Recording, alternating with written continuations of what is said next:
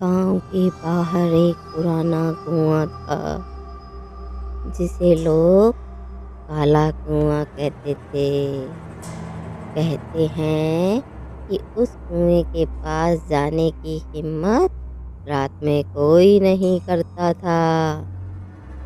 बुजुर्गों का कहना था कि वहाँ एक औरत की आत्मा रहती है जिसे कई साल पहले उस कुएं में कूदकर अपनी जान दे दी थी। रात के समय कुएं से अजीब अजीब आवाजें आती थी। कई लोगों ने वहाँ किसी साए को ढूंढते हुए देखा था। एक बार गांव के 3 लड़के साहस दिखाने के लिए आधी रात को वहां गए। उन्होंने सोचा यह सब सिर्फ कहानियां हैं और डरने की कोई बात नहीं। जब वे कुएं के पास पहुंचे तो अचानक ठंडी हवा चलने लगी। आसपास का माहौल एकदम सन्नाटे से भर गया। तभी उनमें से एक लड़के ने महसूस किया कोई उसके कंधे पर हाथ रख रहा है।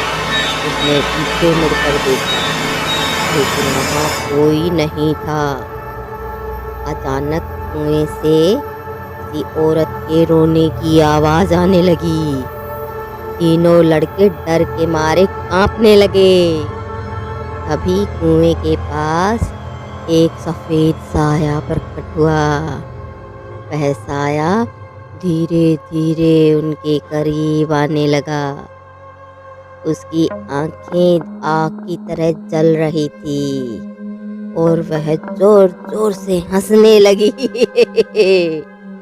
डर के मारे तीनों भागने लगे लेकिन उनमें से एक लड़का अटक कर गिर पड़ा। जब उसके दोस्त उसे उठाने लौटे तो वह लड़का बेहोश पड़ा था। सुबह उसे होश आया लेकिन वह कुछ भी बोलने लायक नहीं था। वह बस एक ही शब्द बड़बड़ा रहा था, मुझे छोड़ दो, मुझे छोड़ दो, मुझे जाने दो, मुझे माफ कर दो। कहते हैं कि वह लड़का कभी ठीक नहीं हो पाया और उस दिन के बाद गांव के लोग उस कुएं के पास जाने से हमेशा के लिए डरने लगे।